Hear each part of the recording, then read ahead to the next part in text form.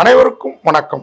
நான் உங்கள் பத்திரிகையாளர் RS கார்த்திக். இந்த வீடியோவில் நம்ம பார்க்க இருக்கிறது நம்ம வேற லெவல் சினிமா சேனலோட சினிமா விமர்சனம். இப்போ நம்ம பார்க்க இருக்கிறது இந்த வாரம் திரைக்கு வர இருக்கிற முஸ்தபா முஸ்தபா படத்தோட விமர்சனம். முஸ்தபா முஸ்தபா அதனோ தெரியல, இந்த வாரம் வர்ற படங்கள்லாம் பட்டர்ஃப்ளை முஸ்தபா முஸ்தபா இப்படி பாடல் ஒரு புரியலில் ஹிட் பாடல்களாக இருந்த அந்த முதல் 2 வார்த்தையை வச்சு எடுத்துருக்குறாங்க. இந்த முஸ்தபா முஸ்தபாவும் உண்மையாகவே ஒரு நட்பை நண்பர்களுக்குள்ளார உள்ள ஒரு நல்ல நட்பை சொல்லியிருக்கிற படம் தான். அதாவது ஒரு நண்பன் ஒரு இக்கட்டில் மாட்டிப்பான், அவனுக்காக இன்னொரு நண்பன் பணத்தை கலெக்ட் பண்ணி அவனை அதுலேருந்து விடுவிக்க முயற்சி பண்ணுவான். அதுவும் அவனுக்கு கல்யாணம் ஆக போகிற நேரத்தில் அவன் அந்த இக்கட்டில் மாட்டிப்பான். என்ன இக்கட்டு, அதுதான் என் கதை. ஒரு நடிப்பாசம் மிக்க ஒரு நண்பன் ஒரு இடத்துல போய் ஒருத்தர் நடிக்க கூப்பிட்டாரு, உன்னை பெரிய ஹீரோ ஆக்கி காட்டுறேன், அடுத்த தமிழ் சினிமாவே நீ தான் அப்படின்னு சொன்னதுனால ஒரு படுக்கையறை காட்சியில் நடிச்சிருவாப்புல. யார் அப்படின்னு பார்த்தீங்கன்னா நம்ம சதீஷ்.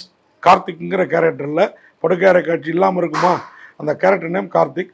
அவர் கூட ஸ்வீட்டியோ ஏதோ ஒரு பொண்ணு கூட, ஸ்வீட்டி லவ்வர், அதாவது கல்யாணம் பண்ணிக்க போகிற பொண்ணு. இந்த ஐஸ்வர்யா தத்தா அந்த நடிகை, அவங்களோட பெட்ரூம் சீனு.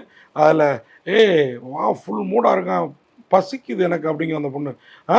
மட்டன் பிரியாணியும் சிக்கன் கிரேவியும் இருக்குது, சாப்பிட்டுட்டு கொரட்டை விட ஆரம்பிச்சுடுவார் சதீஷ். இதுதான் சீனு.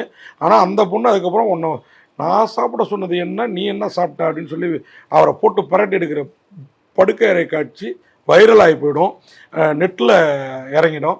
ஐயோ இந்த டேரக்டர் இதுக்கு தான் கூப்பிட்டானா, இதை பார்த்தா என் காதலி ஏற்கனவே எனக்கு கெட்ட பேர், குடிச்சேன்னா அன்றைக்கி அந்த அடி அடித்தா, குடிச்சிட்டு கும்மாளம் போட்டேன்னு, இது மாட்டினா கரணம் தப்புனா மரணம், இந்த நெட்டையே எப்படியாவது ஹேக் பண்ணிடணும் அப்படின்னு சொல்லி ஒருத்தரை போய் பார்க்க போவாங்க. அவர் யாருன்னா கருணாகரன். சதீஷும் நம்ம சுரேஷ் ரவியும் தான் இந்த நண்பர்கள். சதீஷ் தான் இப்படி இக்கட்டில் மாட்டிகிட்டு இருப்பார், சுரேஷ் ரவி அவருக்கு ஹெல்ப் பண்ணுவாப்புல.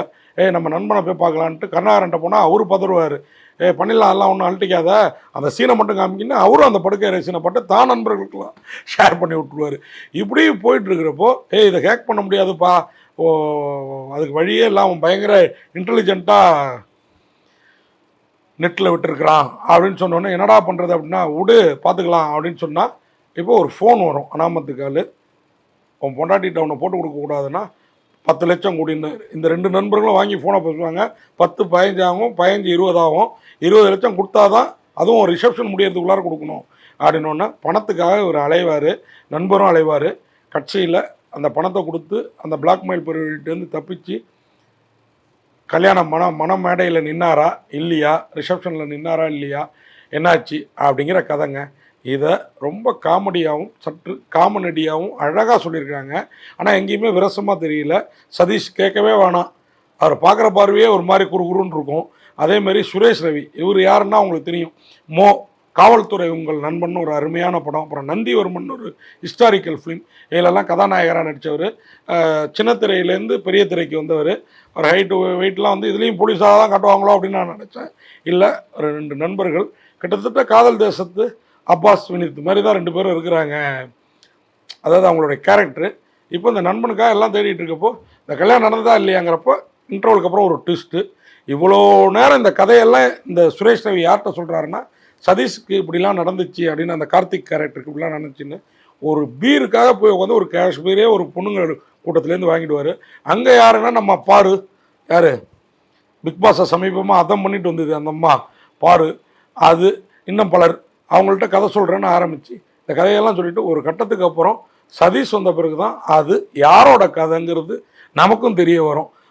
பாவிகளை அந்த ட்விஸ்ட்டு ரொம்ப அழகாக இருந்தது.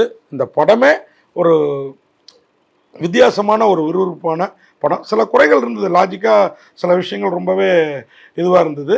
ஆனாலும் படம் நம்மளை கிரிப்பாக அந்த சுந்தர்சி படம் மாதிரி எடுத்துகிட்டு போணுச்சு. இந்த கல்யாண வீட்டு கலாட்டம்ல அதுக்கு முன்னாடி நடக்கிற கலாட்டங்கள் அதை ரொம்ப அழகாக பண்ணியிருந்தாப்புல. இந்த படத்தில் சதீஷ் அவர் ஏற்கனவே ஹீரோ ஆகிட்டார், இதில் 2 ஹீரோவில் ஒருத்தராக பண்ணியிருக்கிறாரு. அதே மாதிரி சுரேஷ் ரவி, நான் சொன்ன அந்த காவல்துறை உங்கள் நண்பர்கள் நந்திவர்மன்லாம் பண்ண அவரோட 4வது படம் இது, அருமையாக பண்ணியிருக்கிறாரு.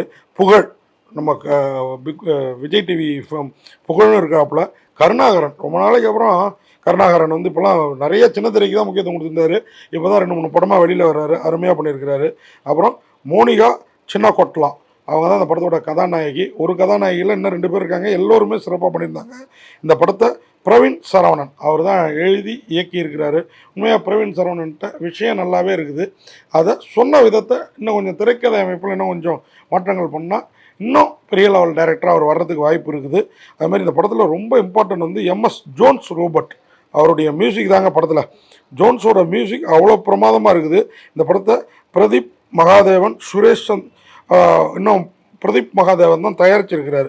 உண்மையாக பிரதீப் மகாதேவன் வந்து த மப்பாகாஸ் கம்பெனி அப்படிங்கிற ஒரு சினிமா நிறுவனத்தை தொடங்கி இந்த படத்தை முதலாக தயாரிச்சிருக்கிறாரு. உண்மையாக பெருசாக அவர் கையை கடிக்க வாய்ப்பு இல்லை. ஆனாலும் இன்றைக்கி எந்த படம் ஓடும் எந்த படம் ஓடும், ஏன்னா இது வந்து காமெடி, நம்ம ட்ராஜடியெல்லாம் மறந்துட்டு வர்றதுக்கு பார்க்க வேண்டிய ஒரு சினிமாவாக முஸ்தபா எனக்கு தோணுச்சு. இதில் பாடல்களும் சரி எல்லாமே வந்து அதுவும் இந்த ஜோன்ஸ் எம்எஸ் ஜோன்ஸ் ரோபோட்டோட மியூசிக்கில் 2-3 பாட்டெலாம் இன்னமும் காதில் ரிங்காரம் விட்டுக்கிட்டே இருக்குது. இப்படி சொல்லிக்கிட்டே போகலாம். மொத்தத்தில் முஸ்தபா இந்த படம் நிச்சயமாக வசூலில் ஒரு மேஜிக் பண்ணும் அப்படின்றத தோணுச்சு இந்த வாரம் வர்ற படத்தில். முஸ்தபா தப்புல்லப்பா அப்படிங்கிற லெவலில் இருக்குது. நன்றி, வணக்கம்.